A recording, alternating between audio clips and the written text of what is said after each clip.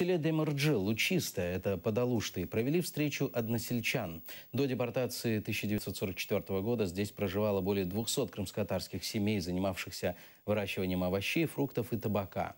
Сейчас в Демирджи проживает около 50 семей. Большинство из депортированных не смогли вернуться в родное село, поэтому поселились в других регионах Крыма.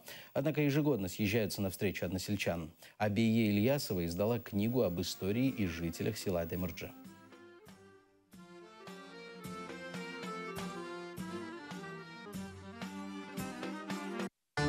И слезы, и радость. Вот самое главное. И чтобы не забывать. Вот мы зачем приезжаем? Чтобы не забывать вот то, что мы пережили. Я постоянно дома рассказываю, если собирается молодежь, не знающая, что такое это депортация, я им рассказываю все это. Ну и рассказывать, во-первых, вспоминать тяжело, и у себя слезы появляются, и они плачут. Наша цель, чтобы молодежь знала историю своего села, чтобы знали, в каком доме родились их бабушки и дедушки. Спасибо демирджинцам, что приезжают.